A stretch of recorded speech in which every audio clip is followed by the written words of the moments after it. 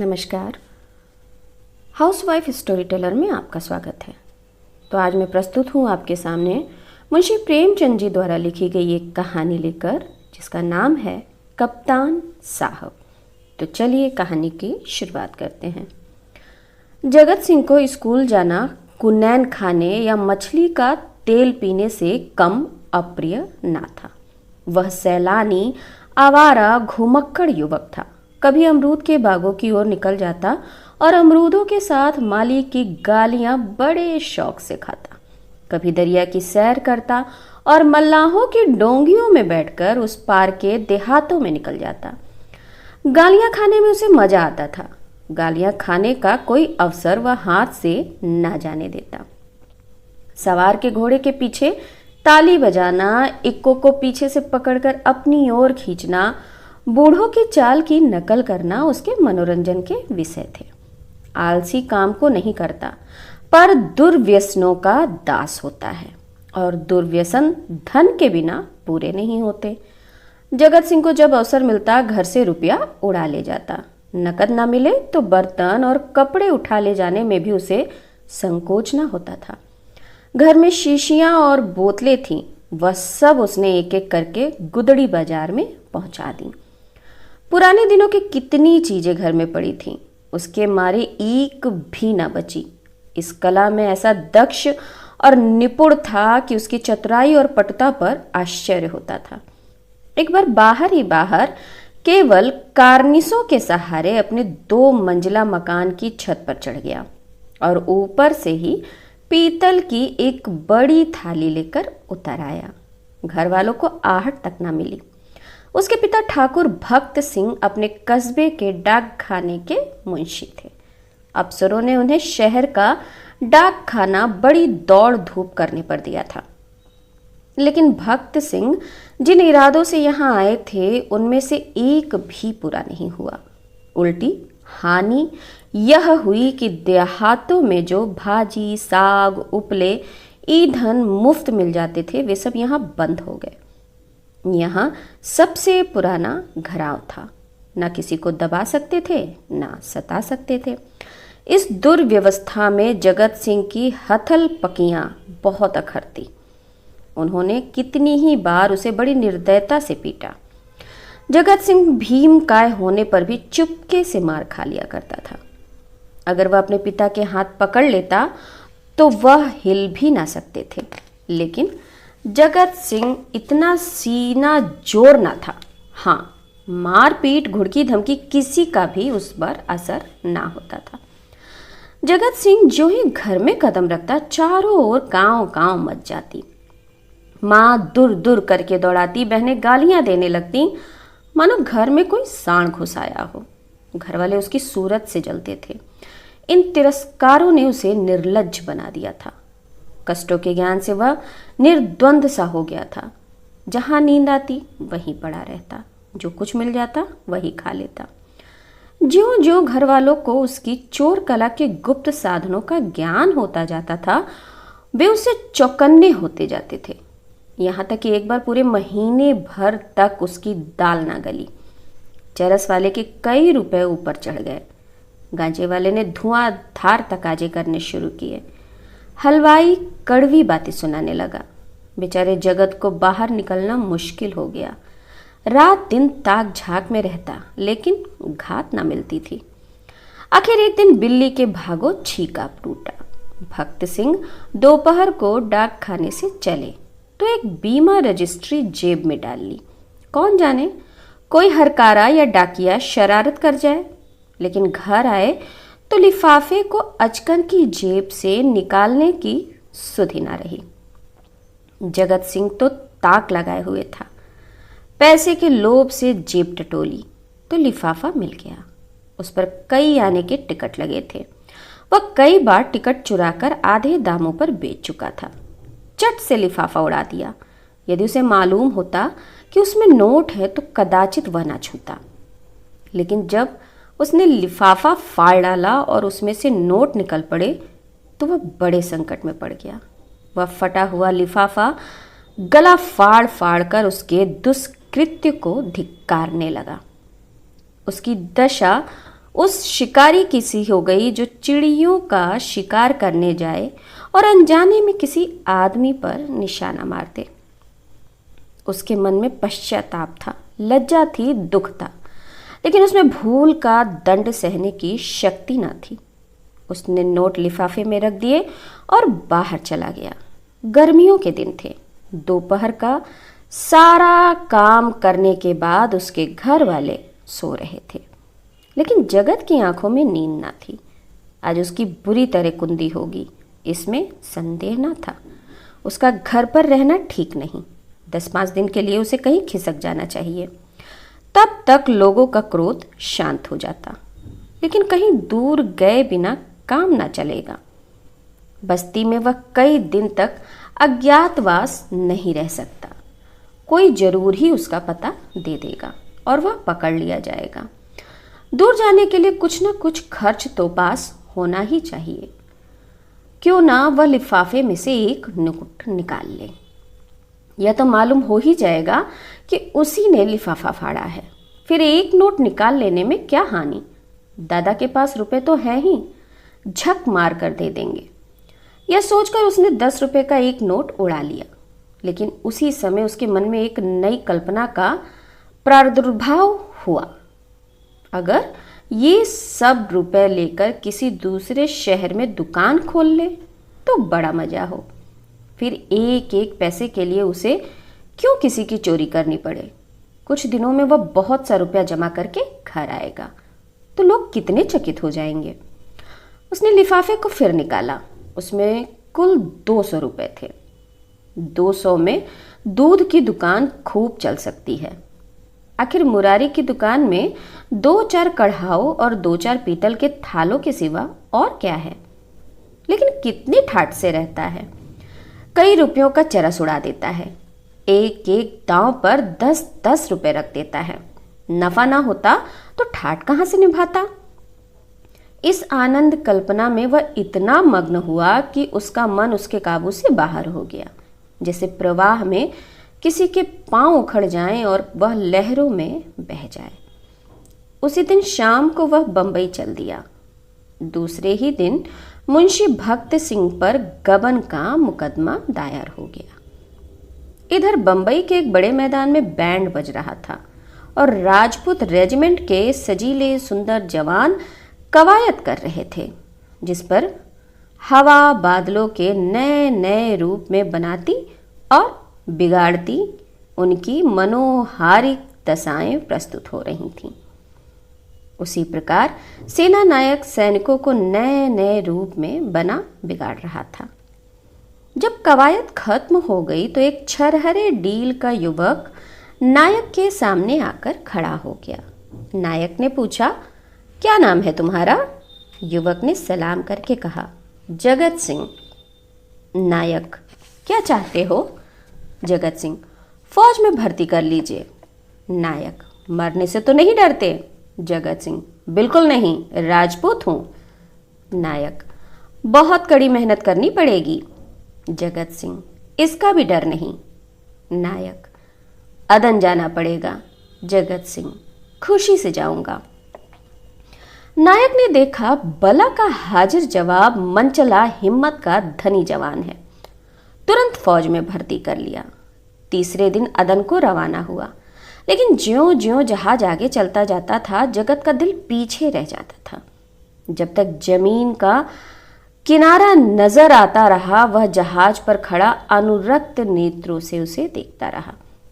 जब वह भूमि तट जल में विहीन हो गया तो उसने एक ठंडी सांस ली और मुंह ढांप कर रोने लगा। आज जीवन में पहली बार उसे प्रियजनों की याद आई। वह छोटा सा कस्बा, वह गांजे की दुकान, वह सैर सपाटे, वह सुहृदय मित्रों के जमघट आंखों में फिरने लगे। कौन जाने फिर कभी उनसे भेंट होगी या नहीं।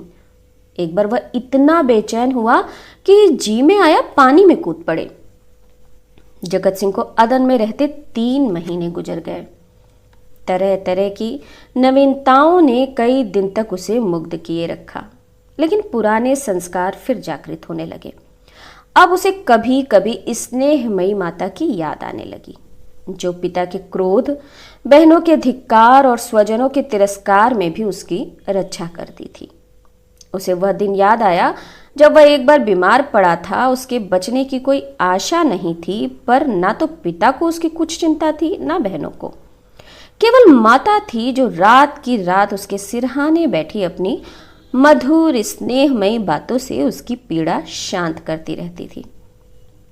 वह स्वयं रोगों से जीर्ण हो रही थी, लेकिन उसकी सेवा में वह अपनी व्यथा को ऐसी भूल गई थी मानो उसे कोई कष्ट ही नहीं। क्या उसे माता के दर्शन होंगे? वह उसी क्षोभ और नैराश्य में समुद्र तट में चला जाता और घंटों अनंत जल प्रवाह को देखा करता। कई दिनों से उसे घर पर एक पत्र भेजने की इच्छा हो रही थी, लेकिन लज्जा और ग्लानि के कारण वह टालता जाता था। आखिर एक दिन उससे रहा ना गया। उसने पत्र लिखा और अपने अपराधों की क्षमा मांगी। पत्र आदि से अंत तक भक्ति से भरा हुआ था। अंत में उसने इन शब्दों में अपनी माता को आश्वासन दिया था, माता जी, मैंने बड़े बड़े उत्पात किए हैं। आप लोग मुझसे तंग आ गई थीं। मैं उन सारी भूलों के लिए सच्चे हृदय से लज्जित हूँ और आपको विश्वास दिलाता हूँ कि जीता रहा तो कुछ ना कुछ करके दिखाऊंगा। तब कदाचित आपको मुझे अपना पुत्र कहने में संकोच ना होगा। मुझे आशीर्वाद दीजिए कि अपनी प्रतिज्ञा का पालन कर सकूं। यह पत्र लिखकर उसने डाक खाने में छोड़ा और उसी दिन से उत्तर की प्रतीक्षा करने लगा। लेकिन 1 महीना गुजर गया और कोई जवाब ना आया। उसका जी घबराने लगा। जवाब क्यों नहीं आता? कहीं माताजी बीमार तो नहीं है? शायद दादा ने क्रोधवश जवाब ना लिखा होगा। कोई और विपत्ति तो नहीं आ पड़ी? कैंप के एक वृक्ष के नीचे कुछ सिपाहियों ने शालीग्राम की एक मूर्ति रख छोड़ी थी। कुछ श्रद्धालु सैनिक रोज उस प्रतिमा पर जल चढ़ाया करते थे। जगत सिंह उनकी हंसी उड़ाया करता था, लेकिन आज वह विक्षिप्तों की तरह प्रतिमा के सम्मुख जाकर बड़ी देर तक सिर झुकाए बैठा रहा। वह इसी ध्यानावस्था में बैठा था कि किसी ने उसका नाम लेकर पुकारा। यह दफ्तर का एक सिपाही था और उसके नाम की चिट्ठी लेकर आया था। जगत सिंह ने पत्र हाथ में लिया तो उसकी सारी देह कांप उठी। ईश्वर की स्तुति करके उसने लिफाफा खोला और पत्र पढ़ा। लिखा था, तुम्हारे दादा को गबन के अभियोग में 5 वर्ष की सजा हो गई। तुम्हारी माता इस शोक में मरणासन है। छुट्टी मिले तो घर चले आओ। जगत सिंह ने उसी समय कप्तान के पास जाकर कहा, हुजूर, मेरी माँ बीमार है, मुझे छुट्टी दे दीजिए। कप्तान ने कठोर स्वर में कहा, अभी छुट्टी नहीं मिल सकती। जगत सिंह, तो मेरा इस्तीफा ले लीजिए। कप्तान, अभी इस्तीफा नहीं लिया जा सकता। जगत सिंह, मैं अब एक क्षण भी नहीं रह सकता। कप्तान, रहना पड़ेगा। तुम लोगों को बहुत जल्द लाभ पर जाना पड़ेगा। जगत सिंह, लड़ाई छिड़ गई। तब मैं घर नहीं जाऊंगा। हम लोग कब तक यहां से जाएंगे? कप्तान, बहुत जल्द, 2-4 दिनों में। 4 वर्ष बीत गए। कैप्टन जगत सिंह का योद्धा उस रेजिमेंट में नहीं है। कठिन अवस्थाओं में उसका साहस और भी उत्तेजित हो जाता है। कह सकते हैं कि कैप्टन जगत सिंह सा योद्धा उस रेजिमेंट में नहीं है। जिस मुहिम में सबकी हिम्मतें जवाब दे जाती हैं, उसे हल करना उसी का काम है। हल्ले और धावे में वह हमेशा सबसे आगे रहता है। उसकी त्योरियों पर कभी मैल नहीं आता। उसके साथ ही वह उतना विनम्र, इतना गंभीर, इतना प्रसन्नचित है कि मारे अफसर और मातहत उसकी बड़ाई करते हैं। उसका पुनर्जीवन सा हो गया। उस पर अफसरों का इतना विश्वास है कि अब वे प्रत्येक विषय में उससे परामर्श करते हैं। जिससे पूछिए वही वीर जगत सिंह की वीरादवली सुना देगा। कैसे उसने जर्मनों की मैगजीन में आग लगाई, कैसे अपने कप्तान की मशीन गनों की मार से निकाला, कैसे अपने एक मातहत सिपाही को कंधे पर लेकर निकल आया। जान पड़ता है उसे अपने प्राणों का मोह नहीं, मानो वह काल को खोजता फिरता है। लेकिन नित्य रात्रि के समय जब जगत सिंह को अवकाश मिलता, वह अपनी छोलदारी में अकेले बैठकर घर वालों को याद किया करता। दो चार आंसू की बूंदें अवश्य गिरा देता है। वह प्रतिमास अपने वेतन का एक बड़ा भाग घर भेज देता है और ऐसा कोई सप्ताह नहीं जाता कि वह माता को पत्र ना लिखता हो। सबसे बड़ी चिंता उसे अपने पिता की है, जो आज उसी के दुष्कर्मों के कारण कारावास की यातना झेल रहे हैं। हाय, वह कौन सा दिन होगा जबकि वह उनके चरणों पर सिर रखकर अपना अपराध क्षमा करवाएगा और वह उसके सिर पर हाथ रखकर आशीर्वाद देंगे। 4.25 साल बीत गए। संध्या का समय है। नैनी जेल के द्वार पर भीड़ लगी हुई है।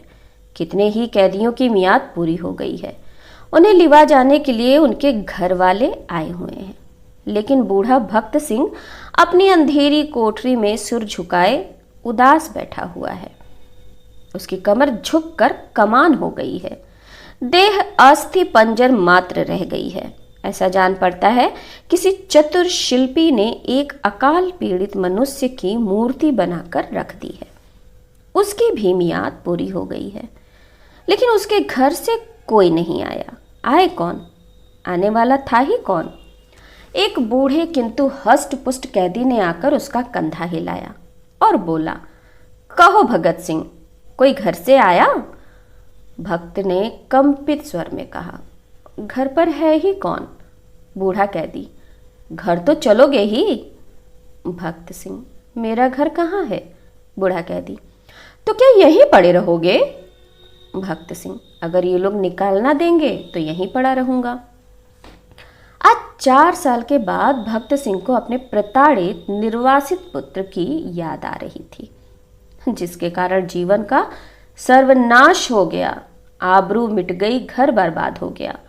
उसकी स्मृति भी असहनीय थी। लेकिन आज नैराश्य और दुख का अथाह सागर में डूबते हुए उन्होंने उसी तिनके का सहारा लिया। न जाने उस बेचारे की क्या दशा हुई। लाख बुरा है तो भी अपना लड़का है, खानदान की निशानी तो है। मरूंगा तो 4 आंसू तो बहाएगा, 2 चुल्लू पानी तो देगा। हाय, मैंने उसके साथ कभी प्रेम का व्यवहार नहीं किया। जरा भी शरारत करता तो यमदूत की भांति उसकी गर्दन पर सवार हो जाता। एक बार रसोई में बिना पैर धोए चले आने के दंड में मैंने उसे उल्टा लटका दिया था।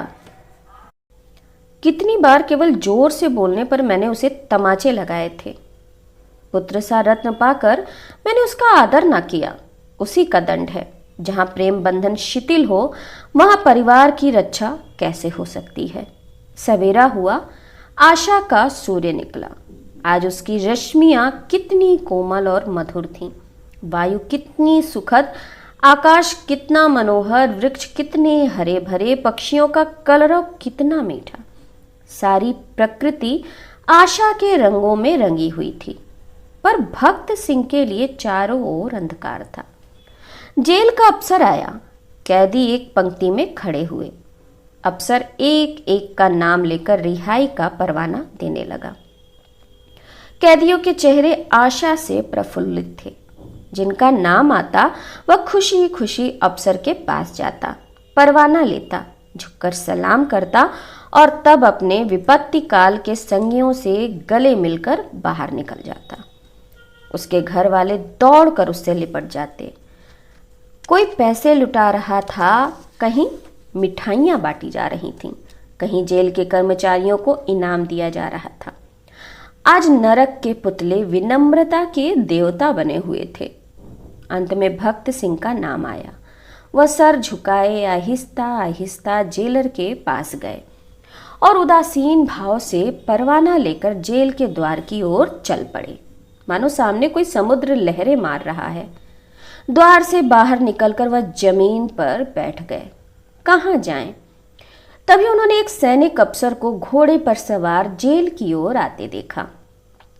उसकी देह पर खाकी वर्दी थी, सिर पर कारचोबी साफा अजीब शान से घोड़े पर बैठा हुआ था। उसके पीछे पीछे एक फिटन आ रही थी। जेल के सिपाहियों ने अफसर को देखते ही बंदूकें संभाली और लाइन में खड़े होकर सलाम किया।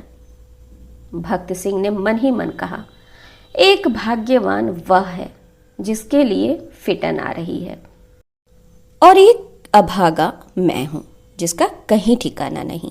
फौजी अफसर ने इधर उधर देखा और घोड़े से उतरकर सीधे भक्त सिंह के सामने आकर खड़ा हो गया।